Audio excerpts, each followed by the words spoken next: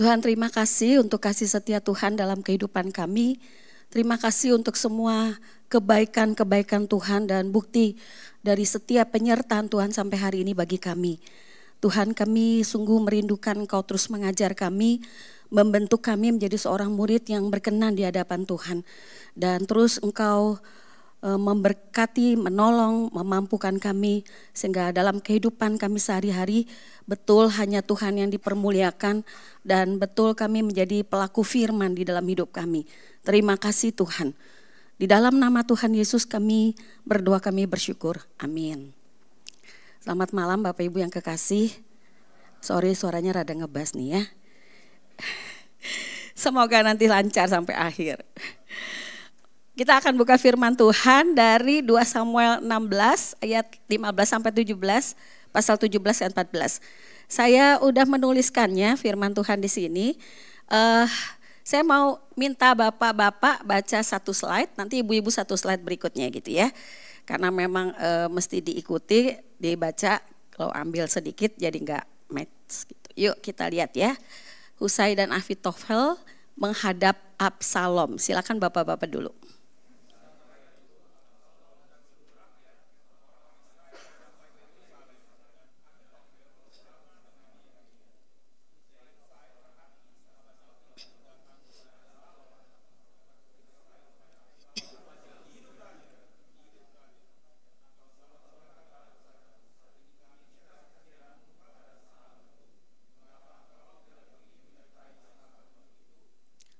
Lalu berkatalah Husai kepada Absalom, tidak, sebab dia yang dipilih oleh Tuhan dan rakyat ini serta semua orang Israel, dialah yang memiliki aku dan bersama-sama dengan dialah aku akan tinggal. Lagi pula kepada siapakah aku harus mengabdi? Bukankah kepada anaknya? Sebagaimana aku telah mengabdi kepada ayahmu, demikianlah aku mengabdi kepadamu. Kemudian berkatalah Absalom kepada Ahitofel, berilah nasihatmu, apakah yang harus kita perbuat?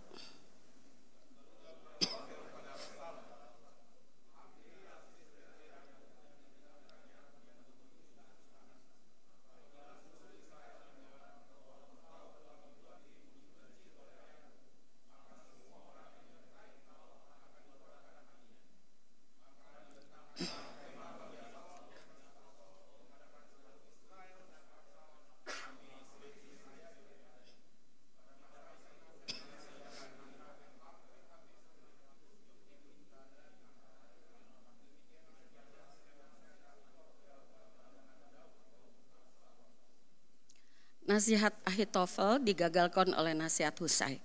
Berkatalah Ahitofel kepada Absalom, izinkanlah aku memilih 12.000 orang dan pergi mengejar Daud malam ini juga. Aku akan mendatangi dia selagi ia lesu dan lelah, patah semangat dan mengejutkan dia. Seluruh rakyat yang menyertai dia akan melarikan diri, lalu raja sendiri akan kubunuh. Demikianlah aku akan mengembalikan seluruh rakyat itu kepadamu seperti seorang mempelai perempuan kembali kepada suaminya. Jadi nyawa satu orang saja yang kau incar, sedangkan seluruh rakyat tetap selamat.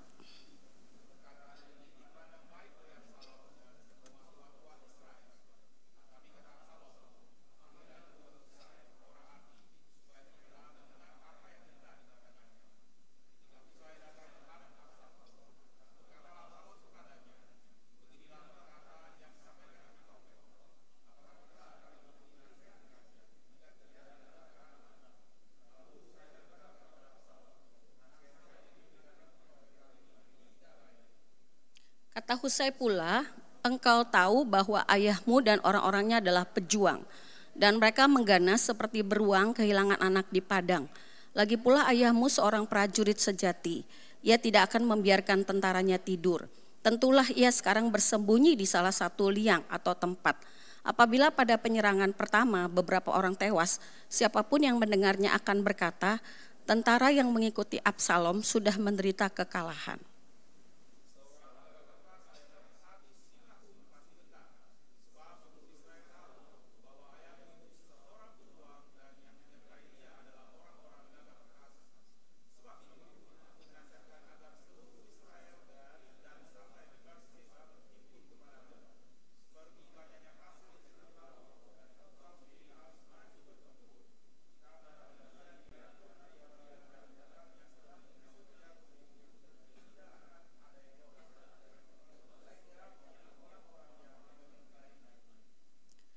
Jika ia mengundurkan diri ke suatu kota, seluruh Israel akan membawa tali ke kota itu dan kita akan menyeret semuanya ke sungai hingga batu kecil pun tidak terdapat lagi di sana. Kata Absalom dan seluruh orang Israel, nasihat Husai orang Arki lebih baik daripada nasihat Ahitofel.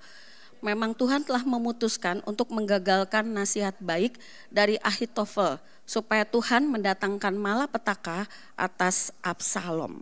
Bapak Ibu, sampai sedemikian jauh firman Tuhan adalah satu kebiasaan yang lazim bahwa para pemimpin itu membutuhkan para penasehat. Kalau kita baca tuh kayak film silat ya, ada cerita kerajaan soalnya. Dan kalau yang suka cerita-cerita kerajaan akan sangat menarik.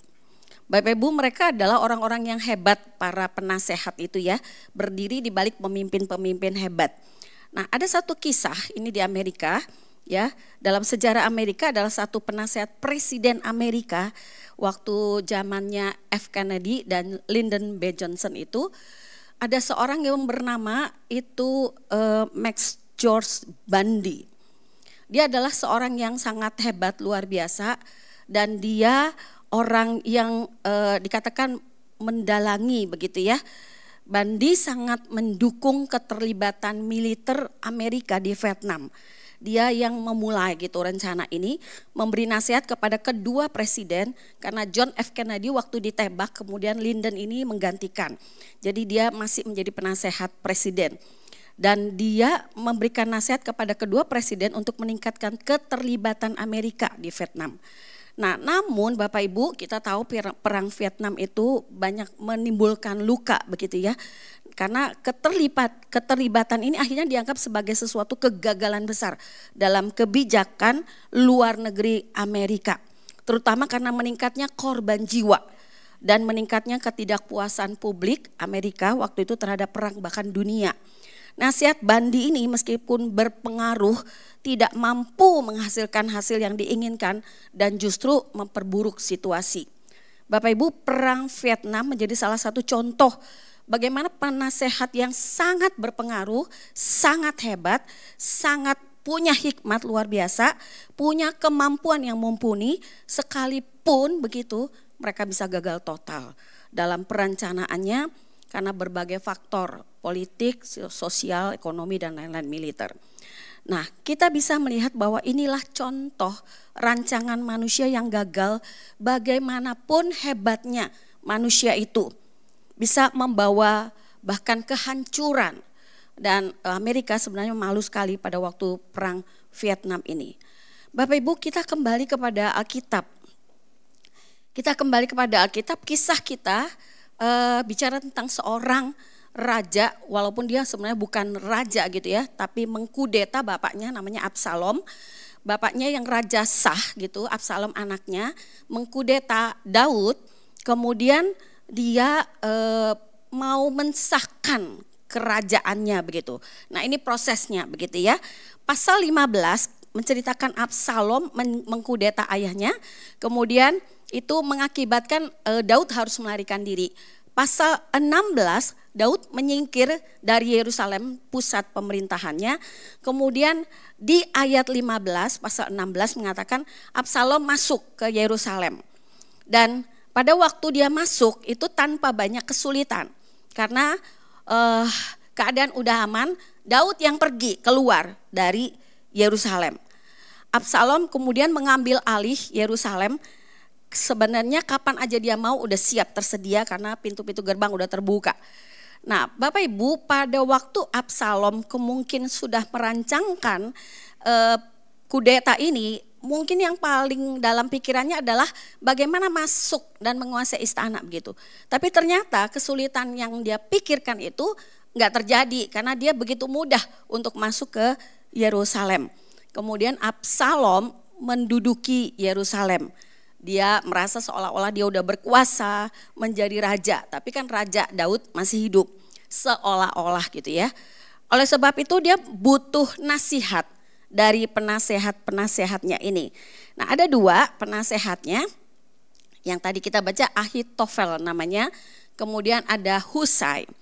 Ahitofel ini adalah penasehat yang ikut bersama dengan Absalom menuju Yerusalem. Sementara Husai, dua-duanya ini sebenarnya adalah penasehat Daud. Husai ada di Yerusalem, jadi tetap tinggal di situ, kemudian dia menyambut Absalom. Bapak Ibu, mari kita lihat satu-satu ya dari profil kedua penasehat ini. Karena sekarang dua-duanya berada di pihak Absalom. Husai mengucapkan selamat, dia waktu pertama menyambut Absalom, dia bilang hidup raja gitu. Jadi seakan-akan dia senang Absalom menjadi raja. Dan ketika dia masuk gitu ya, Absalom sebenarnya agak kaget, terkejut. Kenapa Husai mau berada di pihak dia? Padahal Husai ini adalah orang yang paling setia, penasehat paling baik, yang paling mendukung Daud. Sehingga Absalom sebenarnya terkejut. Kemudian pertanyaan Absalom kepada Husai adalah, inikah kesetiaanmu kepada sahabatmu? Sahabatmu itu maksudnya Daud. Dia mencoba berada di pihak Absalom, padahal sebenarnya memang ada maksudnya Daud meninggalkan Husai di situ. Jadi Husai waktu mau ikut Daud, tapi Daud bilang enggak, kamu tinggal aja di sini, kamu di sana untuk memberitahukan kepada saya gitu ya. Jadi makanya Absalom itu kaget kenapa Husai berpihak kepada dia. Dan memang sengaja Daud menempatkan dia.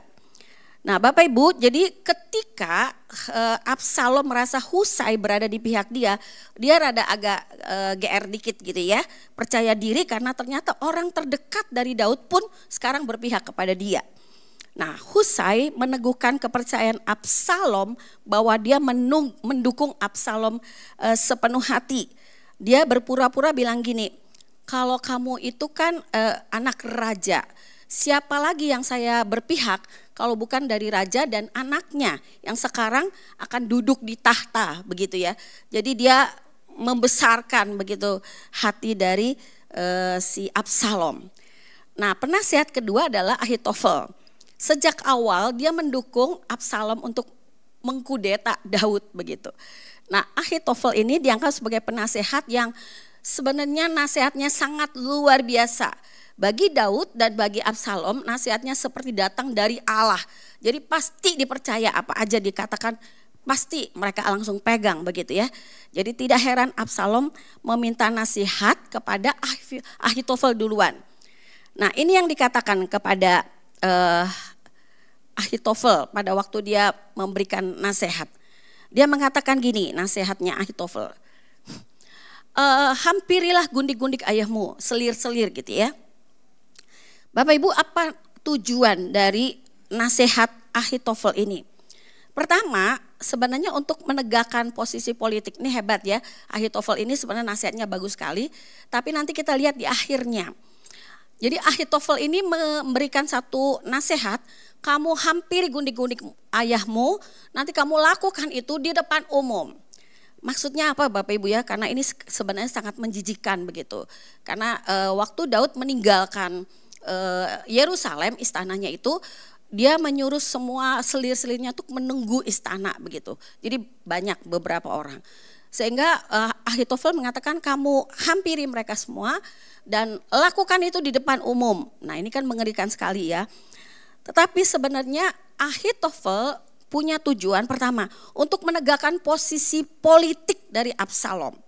Kalau seperti gini, gundik-gundik atau isli-isli itu untuk menunggu istana. Sekarang istana itu udah gak ada orang.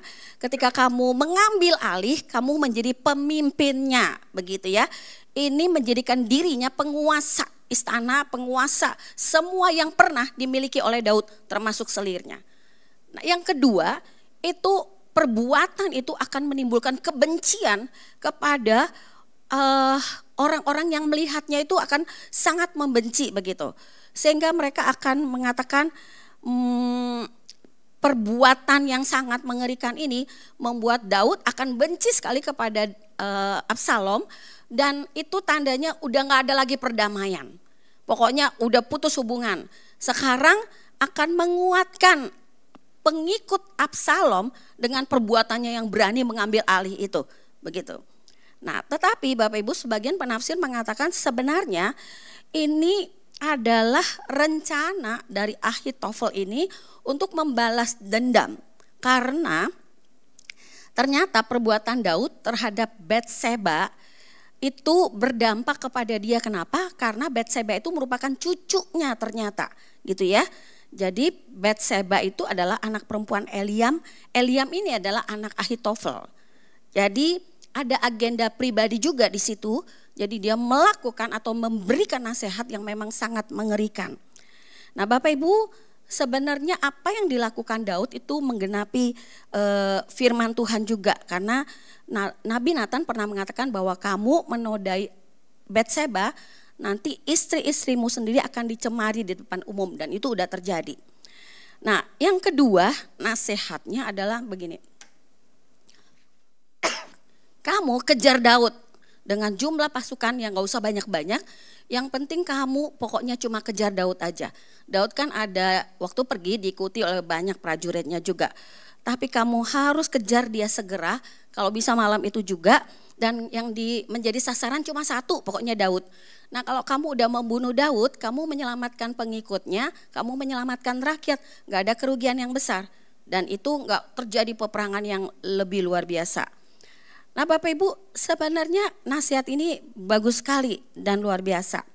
Tetapi nasihat yang kedua, kemudian Absalom gak menerima begitu aja, tetapi dia kemudian mendengarkan nasihat Husai. Husai berkata gini, seluruh Israel dari Dan sampai Batseba itu kamu kumpulin.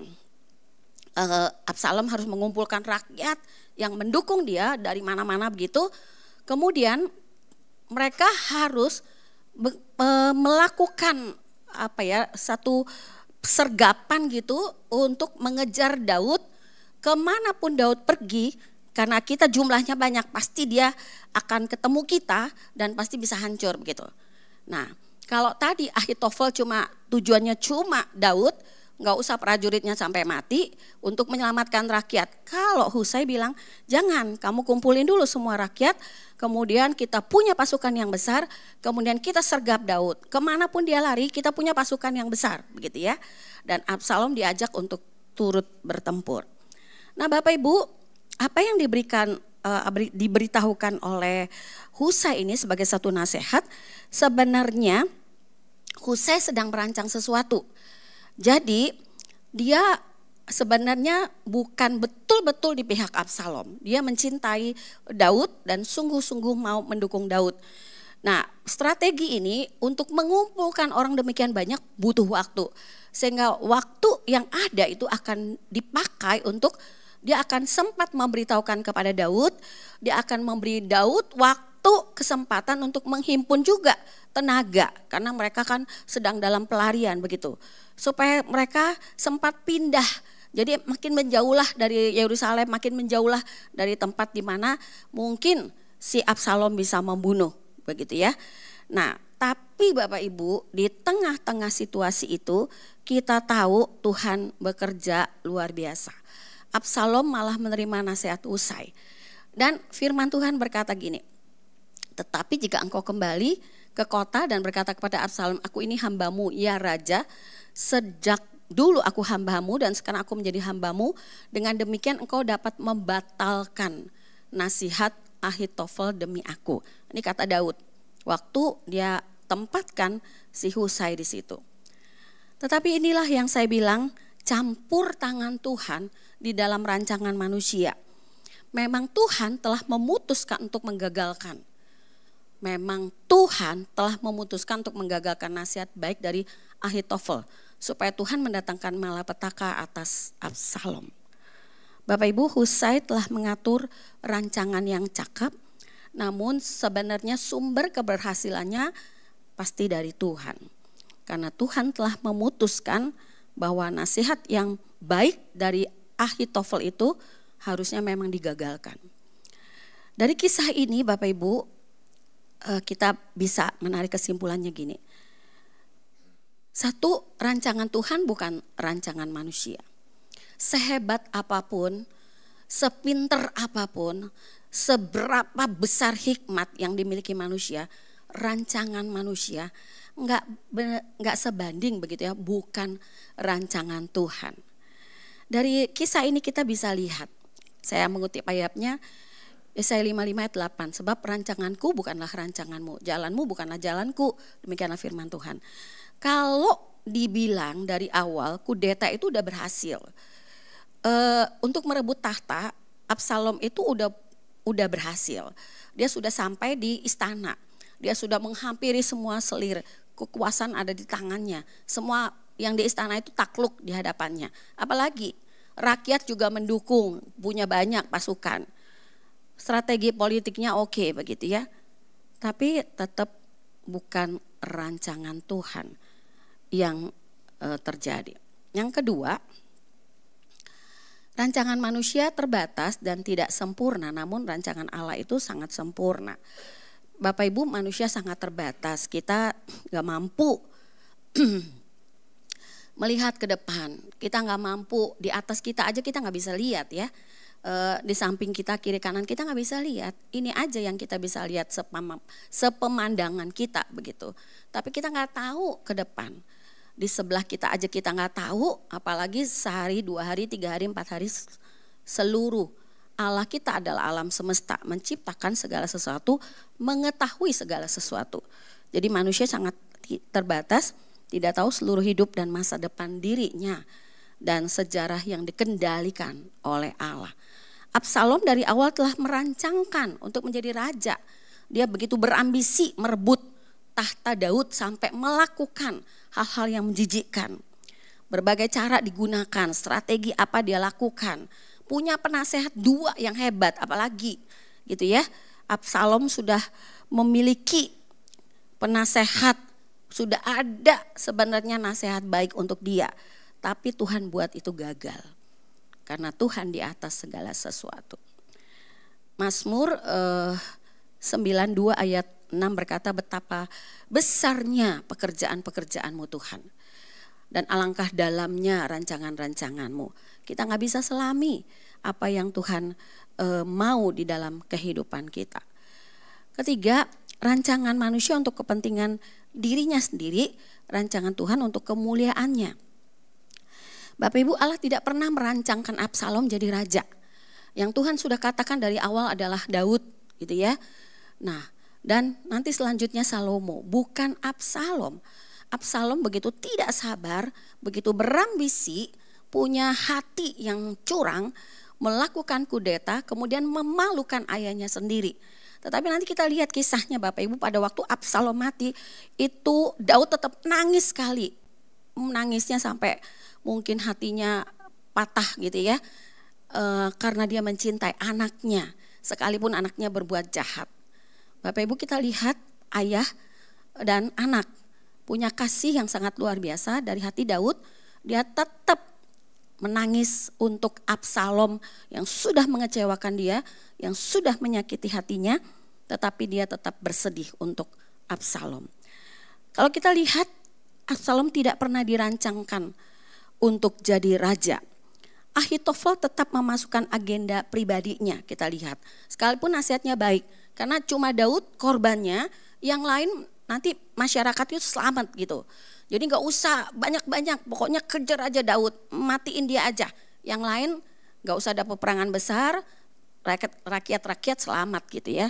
Sebenarnya dari nasihat Ahitofel ini baik sekali. Tapi itu bukan yang terjadi dan Tuhan yang bekerja di dalamnya. Tapi kita lihat tetap sebagai penasehat sehebat apapun ada kepentingan pribadi di dalam dia memberikan nasihatnya. Ada maksud dan tujuan tersembunyi gitu ya. Yang keempat, rancangan manusia begitu lemah Bapak Ibu. Gampang banget dibelokkan. Rancangan Tuhan tetap selamanya. Ini ayat yang indah sekali. Karena manusia gampang berubah Bapak Ibu ya. Apapun yang dikatakan kita kalau nasihat, oh bagus ya kita ikut sini. Ntar ke sini. Kita tuh gampang sekali dibelokkan. Kita merasa itu baik kita lakukan. Padahal belum tentu. Kita rasa ini baik, cocok, kita juga lakukan. Padahal belum tentu. Strategi Ahitofel itu langsung sebenarnya efektif banget. Tapi ternyata enggak dipakai oleh Absalom. Ditolak karena dia punya merasa ini lebih baik lagi. Jadi itulah dia, betapa mudahnya kita dibelokkan. Bapak Ibu, betapa sering kita mengalami gini kan, distraksi dalam hidup kita tuh begitu banyak. Pagi bangun, kita udah janji Tuhan saya mau setiap hari pagi bangun itu untuk saat teduh. Tapi kok HP bunyi-bunyi ya, akhirnya kita angkat. Pagi hari saya mau ini dulu, tapi ternyata lain ya. Pada waktu kita mau punya tujuan ke satu tempat, kita mau lakukan ternyata enggak gitu. Kalau ibu-ibu ke supermarket maunya beli ini ternyata banyak banget yang dibeli. Kita betapa mudahnya kita dibelokkan begitu. Tetapi Tuhan punya rencana yang tetap untuk selama-lamanya. Tapi rencana Tuhan tetap selama-lamanya, rancangan hatinya turun-temurun. Nah, terakhir kita lihat yang kelima, rancangan Tuhan itu rancangan manusia bersumber dari hati yang tidak takut akan Allah. Rancangan Allah itu untuk kebahagiaan manusia. Tuhan gak pernah merancangkan kita miskin. Tuhan tidak pernah merancangkan kita sakit-sakitan gitu ya. Tapi kita mendapatkannya karena dosa. Tapi rancangan Tuhan yang awal untuk kita kebahagiaan manusia. Bapak Ibu, ayat ini saya kutip sebab aku mengetahui rancangan yang kupikirkan mengenai kamu. Demikianlah firman Tuhan, yaitu rancangan damai sejahtera, bukan rancangan malapetaka, untuk memberikan kepadamu masa depan yang penuh harapan. Nah, yang kelima ini saya mengutip, kemarin saya dapat satu buku dan saya baca itu ternyata baik banget. Bukunya Jangan Ikuti Kata Hatimu, dari John Blum gitu ya bacanya. Dia mengatakan gini, hati kita tidak pernah dirancang untuk diikuti, melainkan untuk dipimpin. Hati kita tidak pernah dirancang untuk menjadi Tuhan yang kita percayai, ia dirancang untuk percaya akan Tuhan. Karena kita sering kali mengikuti kata hati, padahal itu sangat bahaya. Jika kita membuat kata hati kita sebagai Tuhan, dan memintanya untuk memimpin kita, ia akan memimpin kita pada penderitaan yang berlebihan dan akhirnya membawa pada kutukan. Ingat tadi perang Vietnam, betapa enggak hebatnya dia itu si Bandi itu ya, betapa enggak luar biasanya dia jadi penasehat militer presiden Amerika. Tetapi akhirnya toh membawa begitu banyak penderitaan, begitu banyak orang yang terluka dan menghancurkan. John Blum ini mengatakan lagi, ia tidak dapat menyelamatkan kita.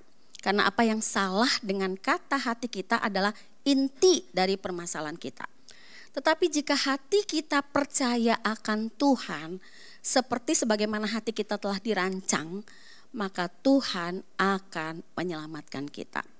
Dan memimpin hati kita pada kebahagiaan yang berlimpah. Bapak Ibu, ini indah sekali.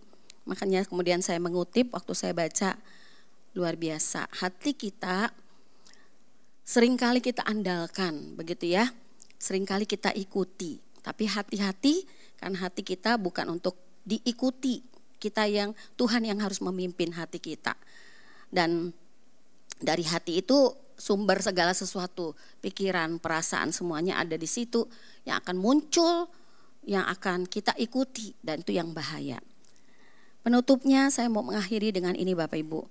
Dalam dunia yang semakin absurd ini, semakin kacau balau ini, semakin tidak jelas, kita sungguh-sungguh membutuhkan pertolongan Tuhan senantiasa. Kita harus mengarahkan hati kita kepada Tuhan, agar rancangan apapun yang kita buat itu sesuai dengan kehendak Allah. Bagaimana mengetahui kehendak Allah? Berelasilah lebih dekat dengan Tuhan. Hati kita arahkanlah terus-menerus kepada Tuhan. Mari kita terus mendekat kepada Allah, sehingga Allah bisa membersihkan hati, pikiran, hidup, rancangan, pikiran, ide, dan lain-lain. Itu perlu diproses ketika kita berelasi dengan Allah, karena Allah saja yang sanggup untuk membuat kita memahami ini baik, ini gak baik. Allah kita Allah yang maha tahu. Kita gak tahu apa-apa, terbatas. Tapi karena dia tahu, maka kita minta kepada dia. Ini baik tidak, ini bagus enggak, ini boleh enggak, ini itu. Bagaimana kita tahu mari berelasi dengan Allah. Dekatkan hidup kita dengan Allah. Allah yang bisa membersihkan. Kalau ini gak benar, Tuhan akan terus menggelisahkan kita. Ini gak benar Tuhan gitu ya. Kita kemudian datang lagi, iya Tuhan, benar ini gak baik. Kita datang lagi. Nah, hidup kita, hati kita dirancang untuk mendatangkan kemuliaan, kebaikan bagi Tuhan. Rancangan kita, rencana kita, biarlah itu juga sesuai dengan kehendak Tuhan. Dan jika ada rancangan buruk, rancangan jahat yang diberikan kepada kita, siapa penolong kita? Tuhan. Ada begitu banyak, saya tahu banget gitu ya, ada begitu banyak orang juga yang bukan selalu menyenangkan kita Bapak Ibu. Mereka bisa merancangkan yang jahat juga kepada kita. Tapi bagaimana kita bisa terlewatkan, itu hanya karena Tuhan. Itu hanya karena Tuhan Yesus yang bersama kita. Dan Dia yang akan memberikan jalan-jalannya sehingga kita terhindarkan. Bapak Ibu, kita berada di dalam dunia yang makin hari makin jahat. Tapi percayalah, Allah yang kita sembah, ketika kita dekat kepada Dia, kita akan merasakan makin lama Dia makin baik dalam hidup kita. Kiranya Tuhan berkati, amin. Mari kita berdoa. Tuhan, terima kasih. Kami sedang belajar bagaimana merancang hal-hal yang baik untuk sesama, untuk mendatangkan kebaikan, untuk kemuliaan Tuhan. Tetapi kami perlu membereskan diri kami, hati kami, pikiran kami, sehingga kami boleh mengeluarkan ide, kreativitas, segala sesuatu, rancangan-rancangan yang baik, bukan yang buruk, apalagi yang jelek dan yang jahat. Tolonglah kami Tuhan, karena kami tahu sesungguhnya Tuhan pun merancangkan hidup kami untuk hal yang baik, bukan yang buruk. Dan Tuhan saja yang terus berotoritas atas hidup kami ini. Kami menyerahkan diri kami sepenuhnya. Biarlah Engkau yang berkuasa dan mengendalikan kami. Terima kasih Tuhan, dalam nama Yesus Kristus kami berdoa dan bersyukur. Amin.